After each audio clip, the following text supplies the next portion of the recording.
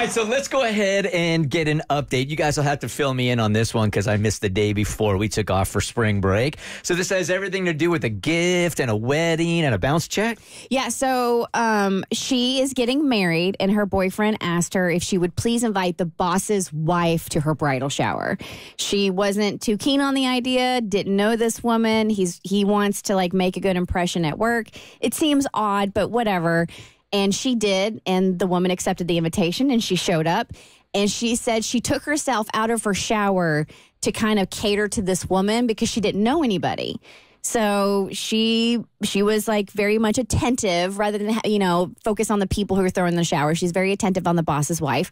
And when it came to opening gifts, she opened up a card and there was a very handsome sum of money in the form of a check. Mm-hmm. And she was like, well, I guess this was kind of worth it, right? So bridal shower's over. She goes to cash the check for Gen Z, that like this check is a little piece of paper that people write like your name on and stuff, and they hand it to you. And then you go to this place called a bank, and you actually have to go in, and they'll deposit it into your account, or actually they'll cash it out and give you cash for it. You can see him much work. You can see him in the Smithsonian now. Yeah. This Gen Zer knows you can cash a check on your phone now. You don't have to go to the bank. You can take a picture of it. You could totally can do that. So she goes to cash the check, and it bounces. Like there's no funds in there. So she was really upset that she had paid all this attention to the boss's wife. And she was like, yeah, I basically like sacrificed my bridal shower to make sure she had a good time.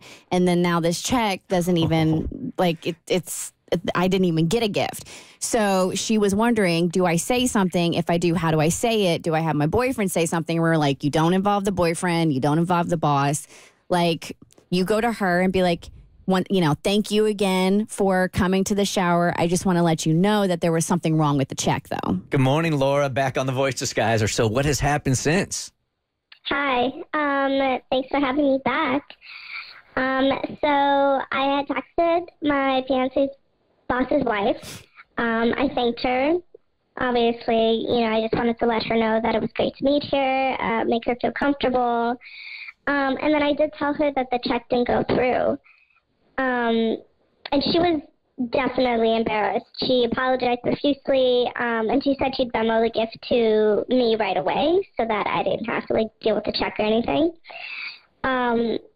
Well, it's now been over a week, and I haven't gotten anything. My fiancé hasn't gotten anything via Venmo with the gift amount, and I am even more annoyed now, and I don't know what to do.